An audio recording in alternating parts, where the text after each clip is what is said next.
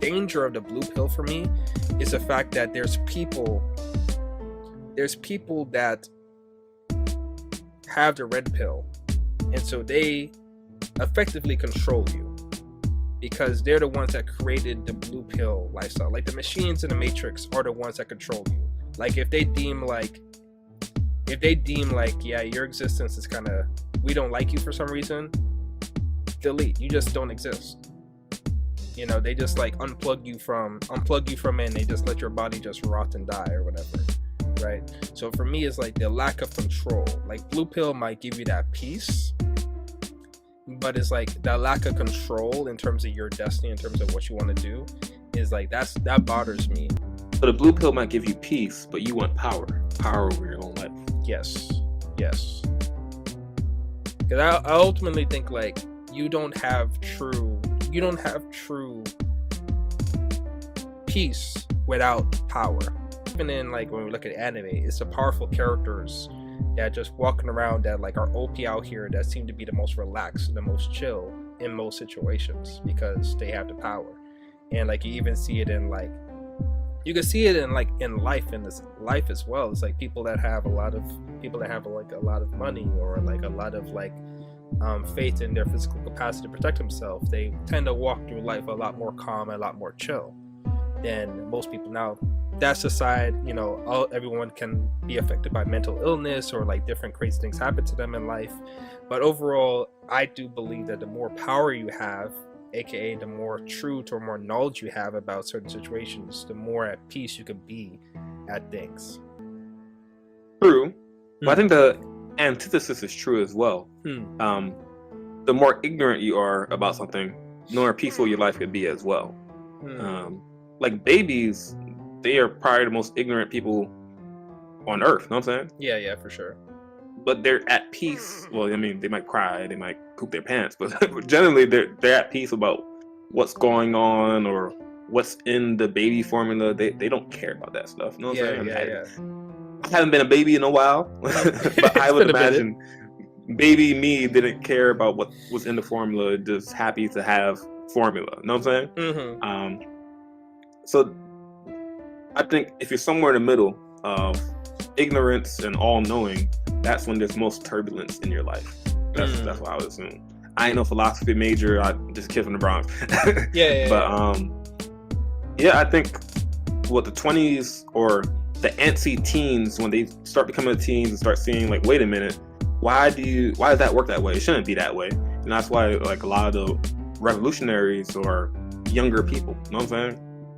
Because they are just now getting exposed to the corruptions of life or whatever cause they're fighting for, versus, you know, an older person who's towards their end of, you know, the knowledge cycle and everything like that, just like maybe a bit more at peace. There is a certain aspect of accepting things, like once you learn the truth. There's like some people that will learn the truth about something and they can't accept it, and so they fight against it. And then there'll be some people that learn the truth about something and then they'll just accept it as like the way it is, right? So maybe like as people get like really old, like get up there in age, they're like thinking about like the amount of time they have and then also the amount of energy they have. It's like, even if there's a truth that they don't necessarily like, perhaps they'll just like do the cost and benefit analysis and be like, the amount of energy and time it would take for me to change this thing is not worth it when I get to spend that time with my family members and my loved ones and like doing the things I enjoy doing.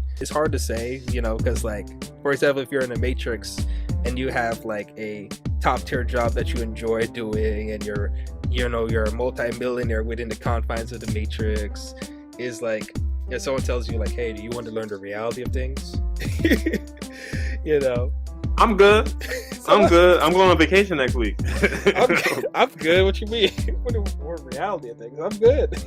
So I feel like maybe Morpheus would have had a hard time like getting Neo if Neo was like, you know, like in a five-star hotel or something like that, you know. If he was the CEO of that company, Neo hated his job. Did he hate his job? Yeah, he hated his position. So it's like maybe it's hard to pull someone out of the Matrix if the Matrix is working well for them.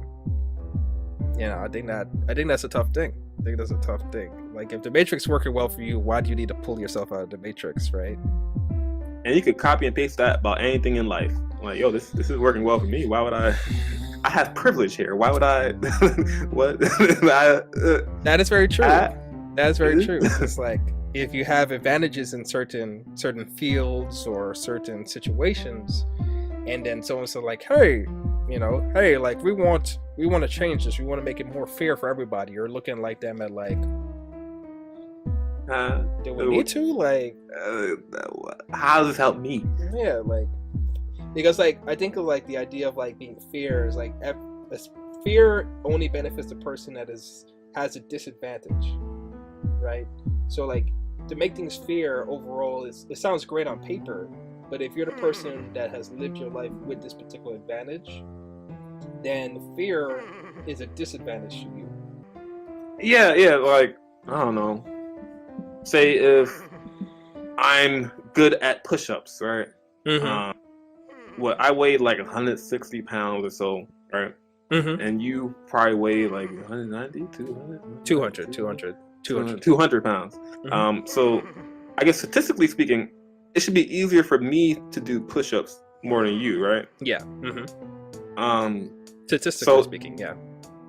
If I was trying to make it fair, or if you wanted to make it fair, I'd put on some more weight.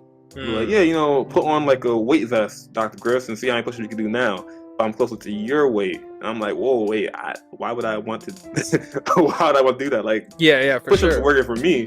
So I mean, that's a very low-stake way of talking about fairness and equitability.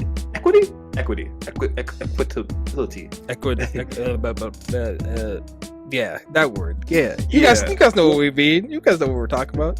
We weren't English majors, so I apologize if we butcher your English vernacular. I apologize. Yeah, you know what we mean. You know what we're talking about.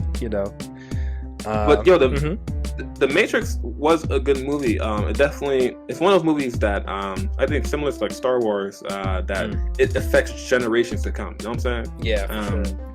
Although you might not see as many Matrix like spin-offs nowadays, you got the red pill community, the blue pill community. It's a part of like pop culture. It's referenced all the time. I think for me, a main movie that had a big impact on my life was probably I Am Legend. Ooh, I Am Legend. My boy Will Smith.